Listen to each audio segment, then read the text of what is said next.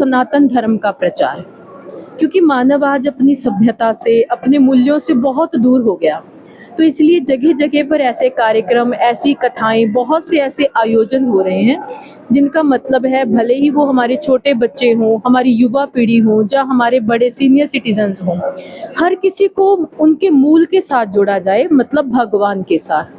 तो जो बात थी, आज आपने कथा के माध्यम से सुना कि आज राष्ट्र आराधन की बात की, तो ये हमारा जो राष्ट्र है ये सर्वोपरि है। तो क्योंकि भारत को पूरे विश्व की मुकुटमणि कहा गया, तो ये राष्ट्र आराधन करना, हम तो भारतीय हैं, हमारा तो राष्ट्र है, तो इसकी पूजा करना, इसकी आराधना करना, इसको नमन करना, ये तो हमारा सबसे बड़ा कर्तव्य है और ये सर्वोपरि है।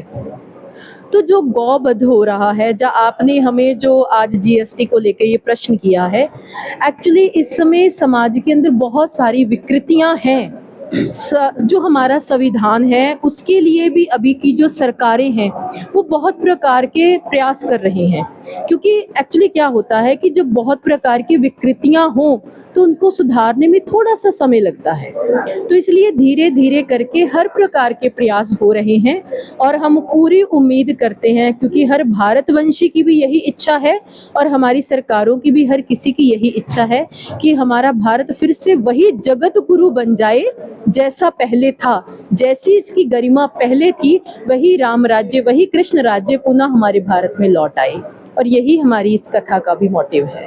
अभी गांधीनगर में गरबा हो कर रहे थे, उन्होंने ऐसा लगा किया था कि भी वहाँ पर दूसरा कोई नहीं आएगा, लेकिन फिर भी वहाँ पर दंगा हुआ, सब कुछ हुआ।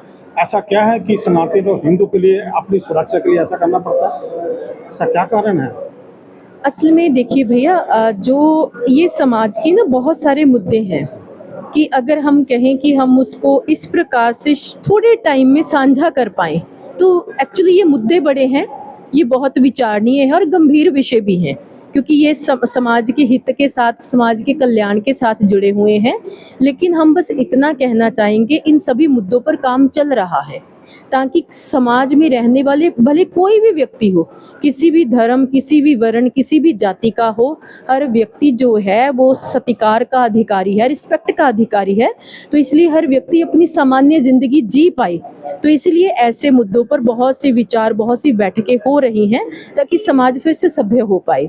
लेकिन इतने कम टाइम में इसका आपको सही से उत्तर नहीं मिल पाएगा। जैसे अभी आपदा हो रही, हम सुना करते थे, कहानियों में सुनते थे कि बादल फट रहे हैं, प्रकृति हो रही है, तो इसके बारे में कौन है, इसका उत्तरदायी कौन है?